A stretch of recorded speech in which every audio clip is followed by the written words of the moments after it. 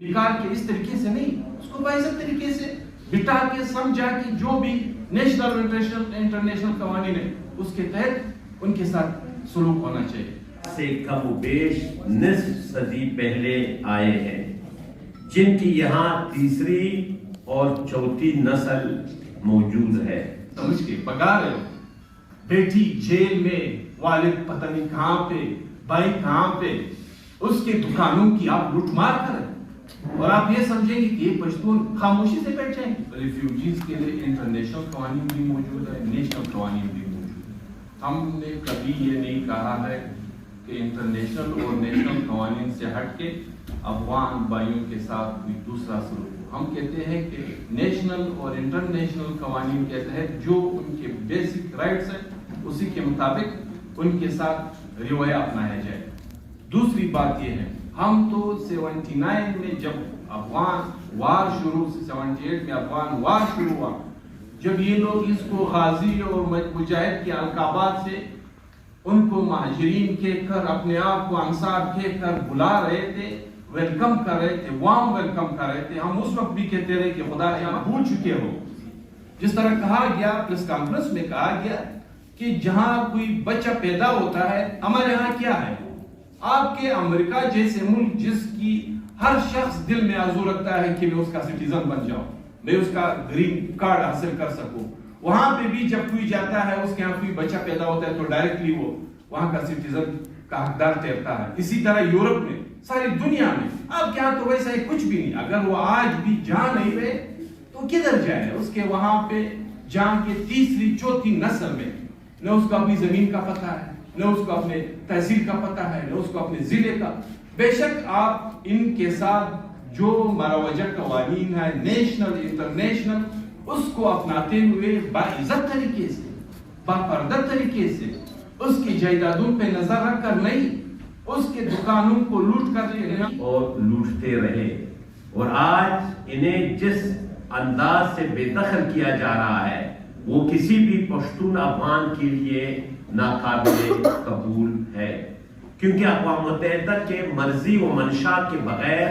افغان کڈوال عوام کو نہیں نکالا جا سکتا ہے، بلکہ ہمارے ملک کے 1951 کے سٹیزنشپ ایکٹ کے دفعہ 4 کے تحت جو بھی بچہ اس ملک میں پیدا ہو جائے تو وہ اس ملک کا شہری بننے کا حقدار ہے. اور اسی طرح 2001 کے قانون کے سیکشن 10 کے تحت اگر پاکستانی مرد کسی غیر ملکی عورت سے شادی کرے یا شادی کرنا چاہے تو وہ پاکستانی شہریت لے سکتی ہے اور پاکستانی شناختی کارڈ اور پاکستانی پاسپورٹ کا بھی حقدار ہے. اسی طرح پشاور ہائی کورٹ اور فیڈرل شریعت کورٹ کا 2005 میں بھی اسی قسم کا فیصلہ آیا ہے. اور پختونخوا وطن میں فارم 47 کی غیر نمائندہ حکومتوں کی جانب سے افغان کڈوال عوام کے خلاف بدترین کریک ڈاؤن اور ان کو زور زبردستی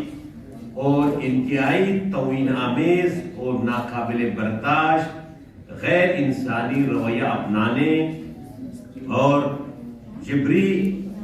طریقے سے ملک سے بے دخل کرنے کی شدید مذمت کرتے ہوئے کہا گیا کہ افغان کڈوال عوام اقوام متحدہ اور پاکستان کے حکومتوں کے مشترکہ فیصلے کے مطابق آج سے کم و بیش نصف صدی پہلے آئے ہیں، جن کی یہاں تیسری اور چوتھی نسل موجود ہے. اور آج سے کم و بیش نصف صدی قبل آنے والی نسل اب نہیں رہی ہے، اور جو نسل اس وقت موجود ہے ان سب کی پیدائش اس ملک میں ہوئی ہے. اور جس وقت انہیں لایا گیا تھا جاہلیت کو دوام دینے کے لیے انہیں غازی، مجاہد جیسے القابات سے نوازتے رہے اور افغان کڈوال عوام کے نام پر بین الاقوامی مالیاتی اداروں، اقوام متحدہ اور دیگر اداروں و ممالک سے کروڑوں ڈالر امداد لیا.